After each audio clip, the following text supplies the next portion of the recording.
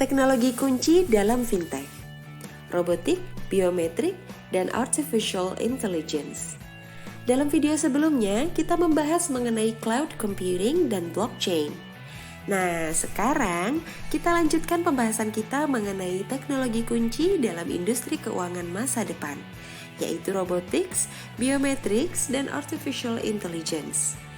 Yang nomor 3, robotik. Seperti namanya, robotik di sini adalah robot. Tapi jangan bayangkan robotnya itu seperti di film-film ya. Karena dalam konteks industri keuangan, robot yang digunakan bukanlah robot seperti itu.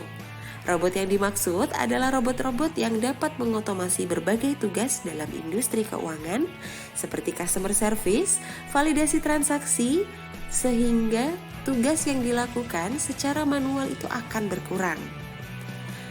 Kemudian, salah satu robot dalam industri keuangan yang mungkin sudah pernah kita lihat atau sudah pernah kita gunakan adalah chatbot atau chat otomatis untuk customer service.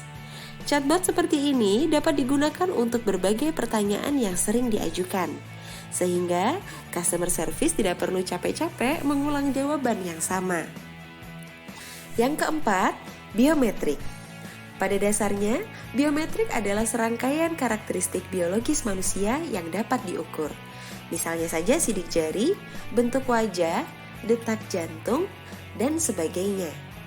Karena dapat diukur dan sifatnya unik tiap individu, biometrik dapat dijadikan patokan autentikasi. Maksudnya, biometrik dapat dijadikan sebagai bukti bahwa memang orang itulah yang melakukan suatu kegiatan. Contohnya adalah teknologi fingerprint yang kita gunakan untuk absensi. Nah, itu adalah contoh penggunaan biometrik untuk autentikasi. Yang kelima, artificial intelligence. Artificial intelligence atau kecerdasan buatan adalah suatu istilah yang mungkin kita sudah sering dengar. Bahkan sudah banyak film-film yang menjadikan kecerdasan buatan sebagai salah satu tokohnya.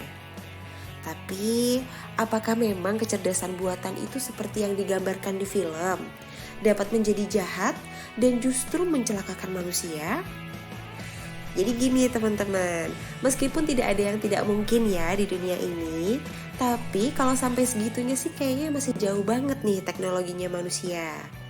Kecerdasan buatan adalah suatu konsep di mana komputer diberikan suatu program supaya komputer tersebut bisa belajar layaknya manusia. Tapi belajar di sini jangan bayangkan belajar hal-hal kompleks ya. Bayangkan saja kecerdasan buatan itu seperti bayi yang baru belajar nama-nama benda, membedakan wajah orang, dan sebagainya. Sejauh ini, belajarnya kecerdasan buatan diantaranya untuk mengelompokkan gambar. Misalnya gambar mana yang gambar bunga, mobil, kuda, dan lain-lain. Kemudian juga untuk mengidentifikasi ekspresi, mana ekspresi senang, sedih, dan lain-lain. Serta menebak tulisan, misalnya fitur autocomplete di email.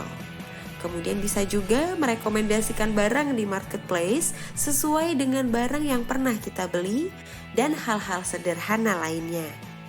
Dalam industri keuangan, kecerdasan buatan ini bisa dipadukan dengan chatbot untuk membantu nasabah yang membutuhkan bantuan.